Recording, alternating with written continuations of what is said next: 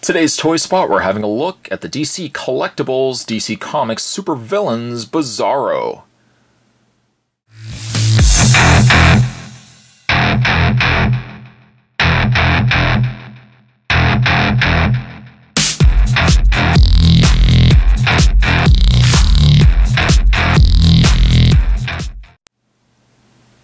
One of two new figures that have been released from the folks over at DC Collectibles. Spot found this at his local comic book store and immediately picked up because I'm such a big fan of Bizarro. This particular Bizarro is a little bit different, as I do believe it's the Bizarro from the new 52. On the side of the box, it says sculpted by Gentle Giant Studios. And on the back, it says Bizarro Am Number 1. Pit the Man of Steel against his infamous backwards-speaking bad guy with his intricately designed Bizarro action figure. It am not be the worst action figure ever. I like how they did that. Down below, some of the other characters available. Death Storm was the other figure available that Spot has picked up. There's also Power Ring, Ultraman, Superwoman, Johnny Quick, Atomica, and Owlman. The other figures, excluding Deathstorm, the other figures have not arrived yet, but hopefully when they arrive soon, Spot will be picking those up as well. What I'm going to do is take a break, get this opened up, and when we come back, we're going to get a better look at the DC Comics Supervillains Bizarro. There's more heading your way, guys. Don't go anywhere. Stay tuned. So, having a look at Bizarro, sadly, he doesn't come with any sort of display stands. Nothing. In fact, I think the same could be said about Deathstorm that we'll be looking at as well. Neither of them seem to come with any sort of display stands. In fact, accessories go and everything else, Bizarro is pretty void of everything. You're basically just getting the figure. Now, how does the figure stack up? He's not bad. I will say he's not a bad-looking figure. Sculpt-wise, he's pretty good. But there's just something missing, I feel, with the figure itself. Now, he is a culmination of different coloring. The upper shirt area, this upper torso section here, is in a lighter blue, but when you start getting down to his lower torso, that's when he's got the metallic paint in his legs and the metallic red in the boots. So the blue and the red look nice and share a very common coloring to the 7-pack DC Universe, I believe, Supervillains versus Superheroes pack that we've already had a look at. When it comes to like his skin coloring, and actually just really as his face, I like the face.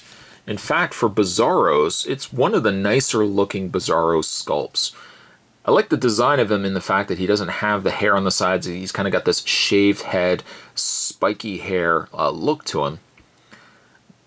But I feel like there's just something missing about his face. And I don't know if it's maybe just the paint.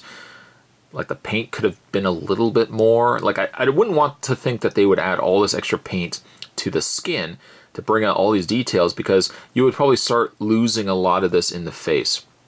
I feel like maybe if anything, maybe it's just the eyes. Maybe just the eyes and the coloring around the eyes could have been a little bit better, just to bring out the details, because I guess that's my problem. I feel like the eyes just kind of get lost, and it's just the fact that the skin and the gray wash that they put on it, you know, his eyes are already really small to start off with, that a lot of the extra details get lost. But hair-wise, hair looks good. He's got this extra kind of purple coloring in the top of his hair. And, you know, he's not bad. You may or may not even like this particular design of Bizarro with the kind of the two different colorings of two different parts of his outfit, but I think it still works. Reaching off camera and discussing actually the metallic blue and metallic red, there is the Superman that came from the Supervillains versus Superheroes pack, and I mean I really love this Superman. It's just a phenomenal piece. And actually, you know what? Now that I think about it, this Superman came in the pack that had the retooled Wonder Woman. So that's actually where he came from. But I love this metallic blue. The metallic blue and the metallic red. It's slightly different, though, on Bizarro. The red is a little more like the red from the original Superman from the new 52. whereas this Superman had more of a cranberry kind of color. But the leg-wise, this one's a little more shiny, but it's about the same kind of color of blue. Build and height, Bizarro isn't as, I would say, muscular looking in the torso area, probably because of the shirt that he's wearing. It makes it look a little baggier on him. But it's a good contrast between the two. His cape is a little more slender. It kind of just drapes straight down, whereas Superman's cape kind of billows off to the sides. You'll also see, too, with Superman's cape, the Superman S, that is quite predominant on Superman's cape here, is missing on Bizarro. He just has just the straight red cape.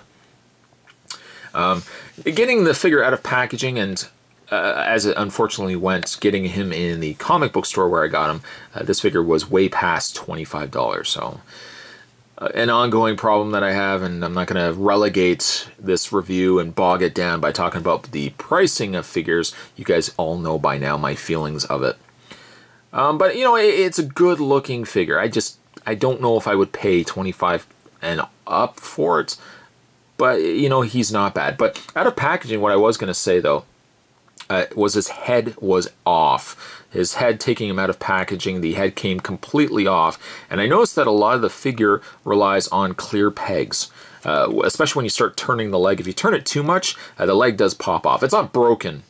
Don't worry, it's definitely not broken. It just has a clear ball joint. But you can only move the legs so far, and when you start hitting resistance, that's basically where you want to stop. He is quite articulated, kind of on par with what you would expect with the DC Universe figures.